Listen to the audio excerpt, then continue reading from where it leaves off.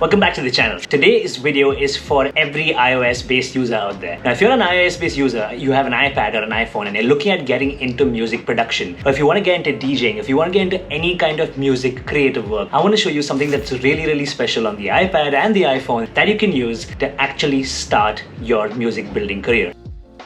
Now, before we go any further, I want you guys to know that I have no professional training in any music. I don't know much about music theory, and at the same time, I have no idea about how to produce music or how to create music in any particular form. I've not been taught. The only experience that I actually have is a little bit of digital DJing back in the day and messing around with Garageband to produce some sort of loop. Now, the only thing about music that I do know is that I like all different kinds of music. I'm a massive music junkie and I can't live without it. What I basically did a couple of days ago is I got into Garageband. Now, I'm not new to Garageband. I have been using it for a little while and I have produced a little bit of music on it. Again, nothing professional. Soundcloud link in description for that. I got into GarageBand and I started messing around with this feature known as Apple Live Loops. GarageBand is basically the free DAW that Apple supplies every iOS user with. You buy a brand new iOS device, and it's been in the market for a couple of years. Originally, when GarageBand came out, it was looked as a beginner's software for music production, but to be completely honest, it's not. It's a fantastic software, and over the years, Apple has built the sound library, built in tons of professional features into the software. And if you're really somebody who wants to get into music production, GarageBand is definitely powerful enough for you. As a matter of fact, even if you're a professional, you do not want to shift to Logic Pro before you have mastered GarageBand. GarageBand on its own is a full-fledged DAW in 2020, and you can actually use just this one program, just this one DAW, which comes free on every iOS device, create not only a track, but tons and tons of music. So without wasting any further time, we're going to dive into live loops on GarageBand. I was just experimenting with this, and I put my iPad into screen record mode just before I dived into live loops and started messing around with it so that I could go back and watch what I did and watch what I created. I think it turned out to be fantastic. I'm going to show you what I created using live loops, and I'm going to run you through the entire process of how this was created by showing you what my screen looked like live while punching into the iPad and playing with the different sounds. I'm also going to be exporting this track and uploading it to Soundcloud soon enough. Let's do this. Just a quick reminder, if you're watching this video and you're going to listen to what comes next, you definitely want to do this. Put on your headphones, put on your earplug, put on any sound equipment that you have. You need to have great sound for this video. What you're looking at initially is the track that I actually created using these loops. When you dive into live loops, you can see that you have a bunch of instruments based on which sound pack and which kind of live loop genre you actually choose to pick. When you jump into GarageBand, you not only have various live electronic instruments that you can use, but you have to actually go in and download various sound packs so that you can get a bunch of Apple loops, live loops, and live loop sound packs just like this, which are preset based on the genre. The main genre that I've been using for this exact demonstration is dubstep. What you ideally want to do is basically get into the genre that you want to play, start experimenting with the sounds, and see how it goes.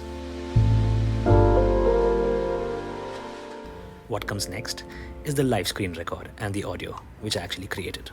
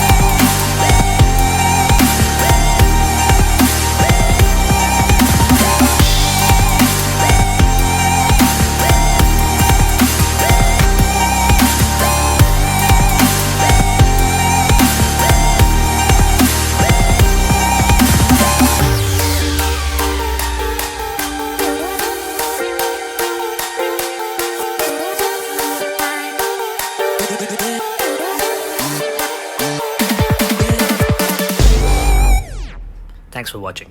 I hope you enjoyed that. If you have any questions, leave me a comment in the comment section. See you next time.